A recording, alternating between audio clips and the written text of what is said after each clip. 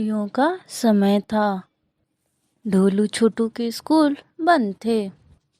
ढोलू छोटू छुट्टियों का मजा ले रहे थे। कभी इधर दौड़ते तो कभी उधर, तरह तरह के खेल खेलते।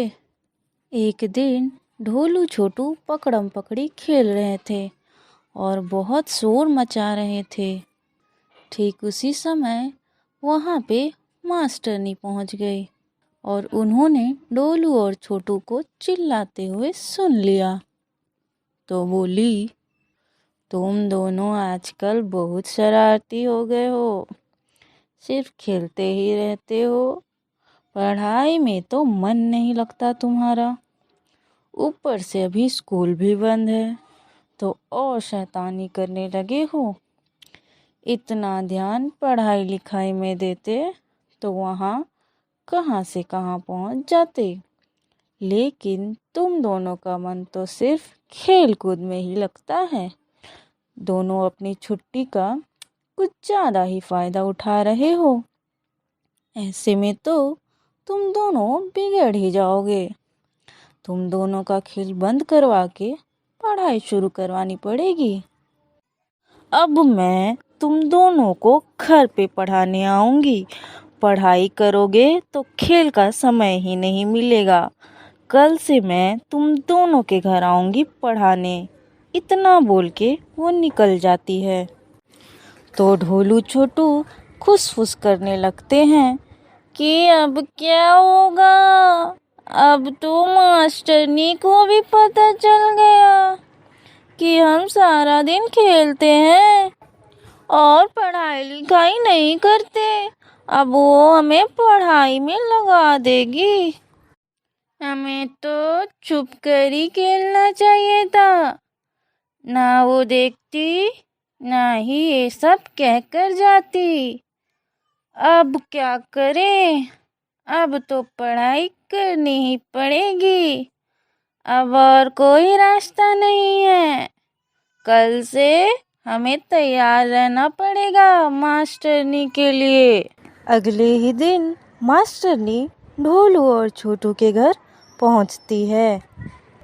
ढोलू और छोटू किताब लेकर तैयार बैठे रहते हैं। दोनों को देखकर मास्टरनी कहती है, वाह, तुम दोनों तो पहले से ही तैयार होकर बैठे हो।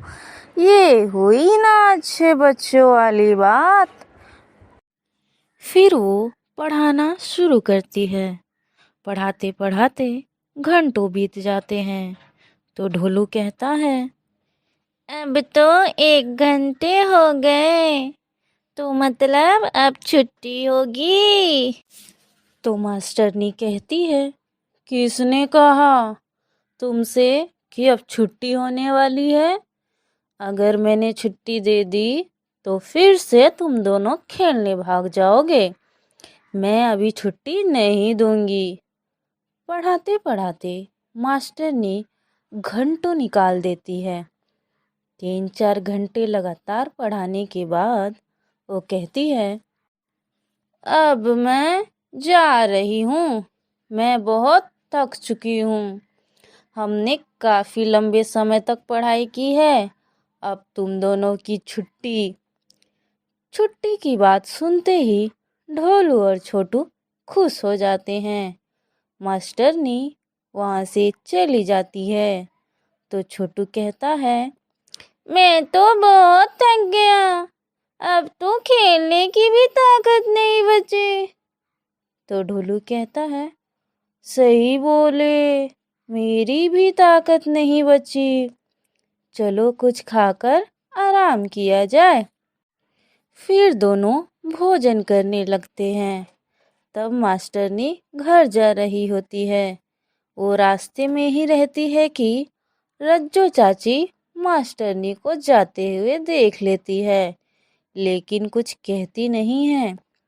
फिर अगले दिन वो देखती है कि मास्टरनी आज भी ढोलू छोटू के घर जा रही है। मास्टरनी को रोज आते जाते देख एक दिन रज्जो चाची मास्टरनी से पूछ ही लेती है कि आप रोज जाती कहाँ हैं? तो मास्टरनी उसे बताती है, मैं रोज ढोलू छोटू के घर उन्हें पढ़ाने जाती हूँ। अभी स्कूल बंद है और वो बहुत शरारती होते जा रहे हैं। सारा दिन खेलते कूदते रहते हैं। तो रज्जो कहती है, मेरे दुकान पे बहुत सारे लोग आते हैं, कुछ तो बाहर से भी आते हैं। वो शहर से आते हैं और फर्राटेदार अंग्रेजी बोलते हैं और मैं ठहरी गाँव की। मुझे तो कुछ आता ही नहीं, ना समझ में आती है ना बोलने आती है। मेरे बहुत सारे ग्राहक ऐसे हैं जो लौट जाते हैं। मेरे दुकान का बहुत नुकसान हो रहा है। अगर मैं अंग्रेजी सीख गई तो मैं उनकी बातें समझ पाऊंगी और और अपनी मिठाइयों को बेच पाऊंगी। क्या आप मुझे अंग्रेजी सिखा देंगी?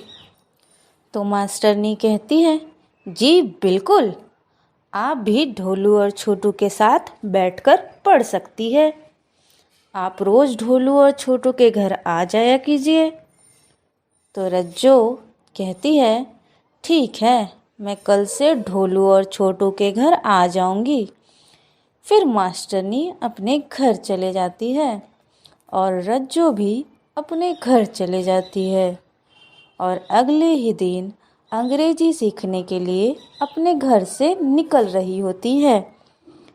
इतने में रज्जो की माँ उसे देख लेती है और कहती है, कहाँ जा रही है महारानी बनकर? अभी घर का इतना काम पड़ा है और तू बाहर घूमने जा रही है। तो रज्जो कहती है, मैं घूमने नहीं जा रही हूँ, पढ़ने जा रही हूँ, अंग्रेजी सीखने मास्टरनी के पास। तो खड़ूस माँ कहती है, ये तेरी कोई उम्र है पढ़ने की? तेरी पढ़ने की उम्र जा चुकी है। पढ़ाई बच्चे करते हैं, बड़े नहीं। तो रज्जो कहती है, मैं तो जाऊंगी, मुझे अंग्रेजी सीखनी है। मेरे बहुत सारे ग्राहक वापस चले जाते हैं। तो खड़ूस माँ कहती है, हाँ जाओ जाओ, करो अपनी मनमानी। इस घर में मेरी सुनता ही कौन है? आज के बाद से मैं किसी को कुछ नहीं बोलूँगी। रज्जो घर से निकल पड़ती है और ढोलू छोटी के घर पहुँचती है। फिर तीनों साथ में बैठकर पढ़ाई करते हैं। मास्टरनी अंग्रेजी सिखाना चालू करती है। वो ABCD लिखाना और पढ़ाना सिखाती है। सिखाने के बाद वो कहती है, अब खुद से करो। जब खुद से करने की बारी आती है तो ढोलू छोटू आसानी से कर लेते हैं, लेकिन रज्जो चाची नहीं कर पाती। तो ढोलू छोटू हंसने लगते हैं। तो मास्टरनी चिल्लाती है, चुप हो जाओ दोनों, वो अभी नई है इसलिए नहीं कर पा रही है, धीरे धीरे वो सीख जाएगी। रज्जो कहती है, मुझे तो कुछ नहीं आ रहा, मैं कभी सीख भी पाऊंगी या नहीं? तो मास्टरनी कहती है, नहीं, अभी ये सब तुम्हारे लिए नया है, जब ये पुरानी हो जाएगी तो तुम सीख जाओगी।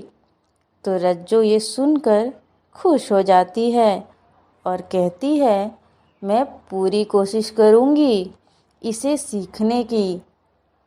घंटों पढ़ने के बाद मास्टरनी छुट्टी दे देती है। रज्जो घर आती है तो सासू माँ तमतमाई हुई होती है। वो रज्जो से बात तक नहीं करती और मुंह फुलाई हुई रहती है। रज्जो जब जब अंग्रेजी सीखने जाती तो घूर घूर कर उसको देखती। गुस्से में वो कभी तो अपने हिस्से का भी काम छोड़ देती और वो काम रज्जो को करनी पड़ती थी। बेचारी को अंग्रेजी सीखना भारी पड़ने लगा। कभी कभी तो वो जानबूझकर उसके हिस्से का खाना बाहर फेंक देती, ताकि जब रज्जो अंग्रेजी सीख के घर आए तो उसे खाने को कुछ ना मिले। कई बार तो उन्होंने रज्जो की चप्पलें भी छुपा दी, ताकि वो अंग्रेजी पढ़ने ना जा सके। कभी कॉपी छुपाती तो कभी पेन। सासू माँ का अत्याचार तो दिन ब दिन बढ़ता ही जा रहा था। एक बार तो उन्होंने हद ही कर दी। वो सीधे मास्टरनी के पास जा पहुंची और रोने लगी। बोली, तुम्हारे अंग्रेजी पढ़ाने के चक्कर में वो घर पे बिल्कुल भी ध्यान नहीं दे रही है। सारा घर का काम पड़ा ही रहता है। मुझे सारा काम अकेले करना पड़ता है। उसे मुझ पर जरा भी दया नहीं आती। इस उम्र में मैं घर के इतने काम करते हुए क्या अच्छी लगूंगी? एक तो बुढ़ापा शरीर, तुरंत थक जाती हूँ। तुम तो कम से कम समझो, मैं तो तुम्हारे माँ की उम्र की हूँ। तुम भी नहीं समझोगी तो और कौन समझेगा? ना तुम समझोगी और ना रज्जो, तो मेरा क्या होगा? मैं तो अकेले काम कर कर के मर ही जाऊंगी। इतना बोलकर वो बिलख बिलख कर रोने लगती है और चले जाती है। तो जब अगले दिन रज्जो ढोलू और छोटू के साथ पढ़ने आती है, तब मास्टरनी रज्जो से पूछती है, क्यों तुम घर का काम नहीं करती? कल सासू माँ मेरे पास आई थी और कह रही थी कि तुम बिल्कुल भी घर का काम नहीं करती, उनकी मदद नहीं करती, सारा काम उन पे ही लाद देती हो। तो रज्जो ने कहा, नहीं नहीं सासू माँ झूठ बोल रही है। मैं तो सारा घर का काम करके आती हूँ, दुकान भी संभालती हूँ, बल्कि वो तो घर का काम छोड़ देती है। पहले तो आधा काम कर देती थी, अब तो सारा काम मुझे ही करना पड़ता है। दरअसल उनको मेरी अंग्रेजी सीखने से दिक्कत है। उन्होंने मुझे मना किया था और मैं नहीं मानी। इस वजह से वो ऐसा कर रही है। इसलिए उन्होंने आपको झूठ बोला। मैं घर का सारा काम करके आती हूँ। लेकिन रज्जो ने सासू माँ की बात को दिल पे नहीं लिया और दोबारा पढ़ाई करने में लग गई।